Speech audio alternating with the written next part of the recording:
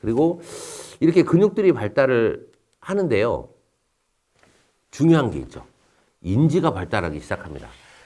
출생에서 첫 달은 반사 운동기라고 해가지고 그냥 그 반사 행동, 전 시간에 말씀드렸죠. 신생아의 반사 행동 위주로 행동을 하게 되고요.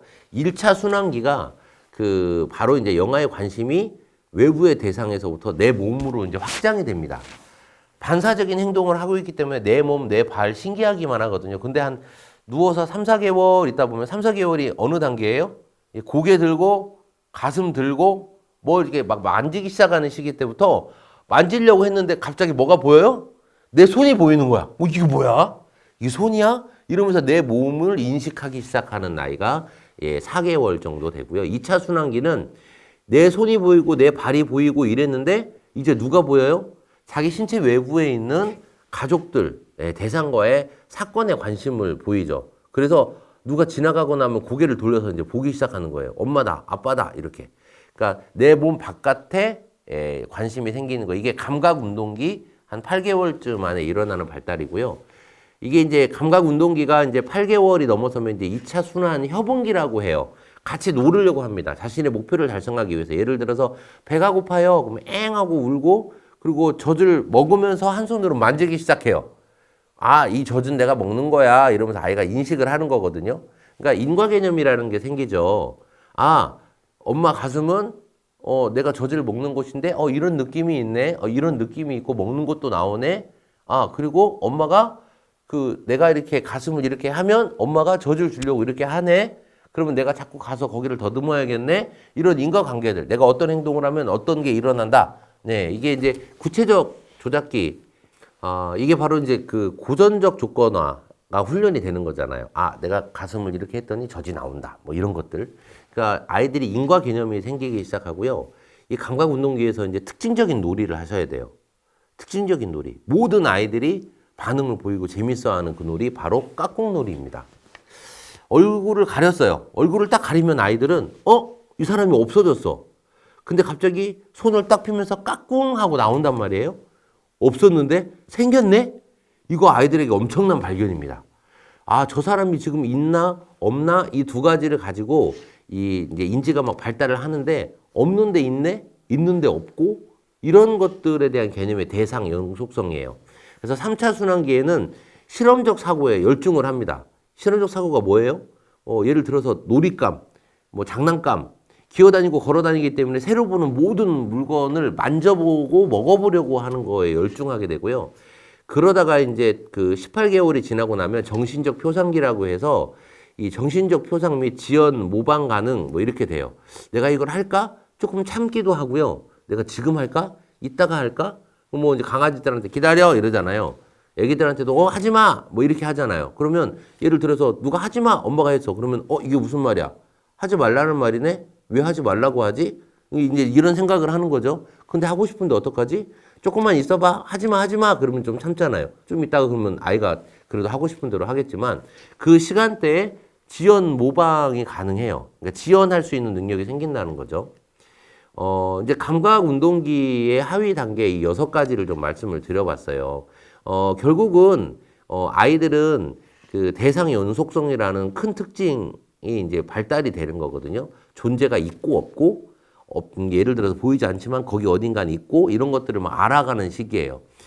예를 들어서 이때 이제 엄마가 안 보이면 막 기겁하는 아이들 있잖아요. 눈앞에 없으면 너무 무섭고 공포스러운 거예요. 그런데 엄마가 소리를 내고 있어. 엄마 여기 있어. 걱정하지 마. 금방 갈게. 그러면 엄마가 저기 있구나. 이런 것들을 인식한다면 대상 연속성에 대한 영속성에 대한 인식이 아이가 이제 제대로 된 거겠죠. 그리고 이제 무엇보다도 이 대상 영속성 때문에 이거에 관련된 놀이를 설명하지 않을 수가 없어요. 뭐냐면 아까 깍꿍놀이 했잖아요. 그죠? 깍꿍놀이를 하는데 이때부터 이제 깍꿍놀이와 함께 숨바꼭질 놀이를 시작하셔야 돼요. 그런데 돌이 되는 이제 1살이 되는 아이한테 이제 만 12개월인데 막 장롱에 막 들어가고 막 다락에 올라가서 막 엄마 찾아봐 이러면 찾아져요? 애 울기만 합니다. 이때는 어떻게 숨바꼭질을 해야 돼요?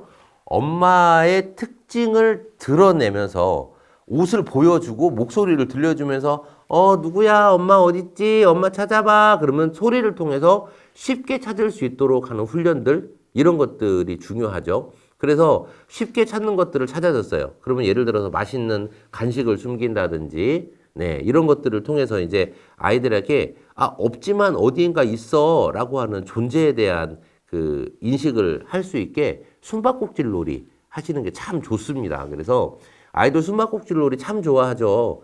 유치원 다니는 아이들도 되게 좋아합니다. 왜냐하면 대상 영속성이라는 게 그 나이 때 딱 잘하고 안 잘하는 게 아니라 점점 어려운 수준으로 계속 자라가거든요. 대상 영속성을 그래서 훈련하는 게 언제까지예요?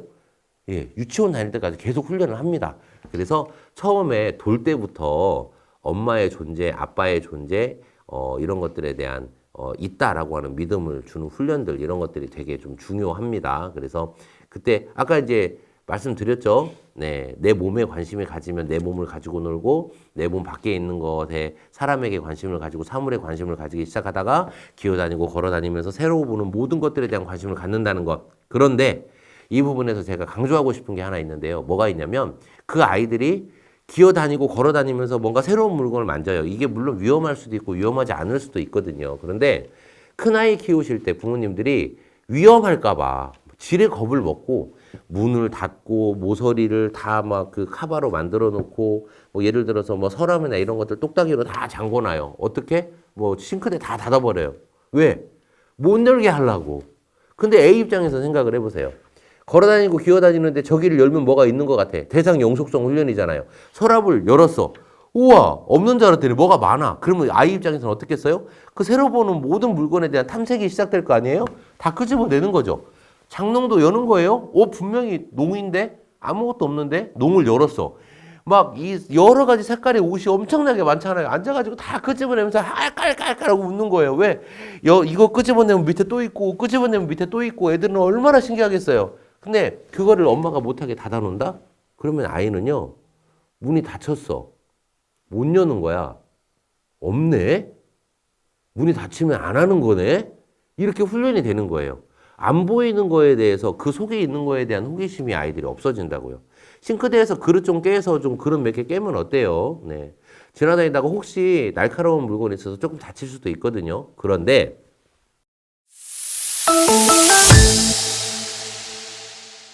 인간은요, 영아 때부터 자기를 보호하는 게 가장 큰 원칙입니다. 제가 말씀드렸지만 뇌 발달에서 뇌관이 먼저 발달하잖아요. 가장 빨리 발달하는 뇌가 어디겠어요? 이 뇌관이에요. 생존을 위해서 날카롭거나 다치거나 딱딱하거나 위험하거나 하면 아이들이 자기가 조금 하고 조금 다치고 앙 하고 옵니다. 다쳤다고. 나 지금 위험하다고 알려줘요. 아이가 뭐 되게 위험한 물건을 만져가지고 자기를 뭐 위해하거나 그러지 않아요. 부모님들께 말씀드리면 지금 처음 아이를 낳기 전에 부모님들 걱정 많이 하시잖아요. 근데 처음이니까 걱정하는 거예요. 둘째 나면은 첫째처럼 그렇게 통제하실 것 같아요? 하지 않아요. 둘째는 첫째보다 덜 통제하고요. 셋째, 넷째, 다섯째로 갈수록 이제 신경을 안 써요. 왜? 그냥 놔둬도 애가 큰일이 나지는 않더라는 걸 배우거든요. 그러면 대상 영속성 학습을 할 수 있는데 못하게 되는 가장 큰 피해자는 누구예요? 첫째가 그래서 피해자가 많아요. 그래서 셋째가 하라면 그냥 말 잘 듣는 애들이 많아요. 둘째, 셋째로 갈수록 말 들어요, 안 들어요? 안 들어요. 열고 막 다 끄집어내요. 왜? 이 아이는 자기가 어렸을 때부터 양육 태도 자체가 뭔가 내가 하고 싶은 것들이 허용되는 분위기였기 때문에 그러는 거예요. 그래서 인지 발달에서 되게 중요한 대상 영속성 훈련을 하기 위해서 아이들이 일어나서 돌아다니고 처음 보는 것들 문을 열어보고 끄집어내보고 없는데 이걸 막 찾아보고 이런 것들이 되게 대상 영속성의 훈련이 많이 된다. 사람의 내면에 대한 관심을 가지게 된다. 네. 뭐 사람이든 사물이든 이런 것들에 대한 호기심이 생기기 시작한다. 그리고 본인 스스로 예를 들어서 보이지 않지만 뭐가 있다라고 믿는 것들이 왜 되게 중요하냐면 우리가 사람이 자라면서 어떤 꿈이 있어. 내가 나중에 열심히 하면 이게 뭐가 어떻게 될 거야 라고 하는 게 대상 영속성의 발전 방향 중에 끝단에 있는 거거든요. 이 대상이 있지만 이 대상이 뭘 의미하고 내가 지금 행동하는 것들이 어떤 대상이 되어서 내가 나중에 어떻게 될 거다 라고 하는 그런 희망들도 대상 영속성 훈련 안에 들어가 있어요. 그래서 아이들한테 이렇게 좀 자율성을 좀 주셔도 괜찮다. 놀아주는 것도 그래서 숨어서 숨바꼭질도 좋고 물건 찾기도 좋고 이런 것들 되게 좋다. 네, 말씀을 드립니다. 영화에 대한 이야기입니다. 언어 발달도 마찬가지죠. 언어 습득은 이제 강화와 모방을 통해서 이루어지거든요. 처음 배우는 아이들이 배우는 말 뭐가 있을까요? 엄마, 그 다음 아빠, 뭐 이런 걸 배우잖아요. 이게 왜 아이들이 처음 배울 것 같아요? 엄마 아빠가 시켰잖아요.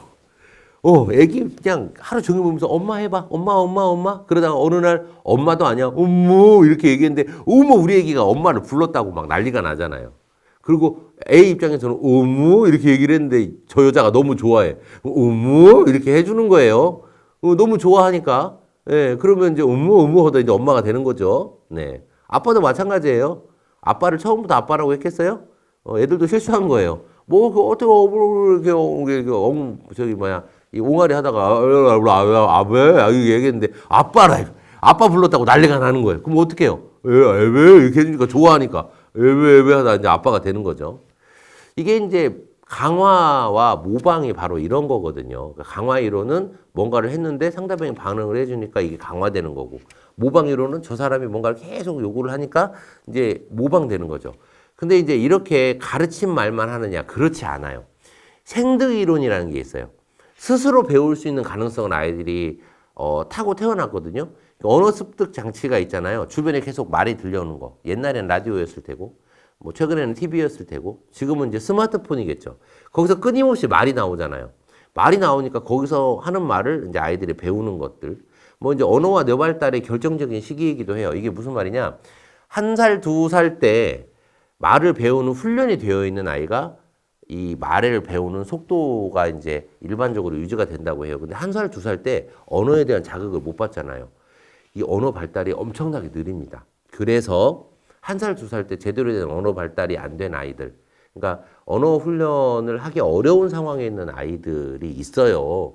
뭐 예를 들어서 이제 부모님이 말씀을 못 하신다거나 아니면 모국어가 서툰 가정들, 그렇기 때문에 한 0세에서 2세 사이에 언어 훈련이 늦기 때문에 그 뒤에 언어 훈련이 전반적으로 다 늦어지는 거예요.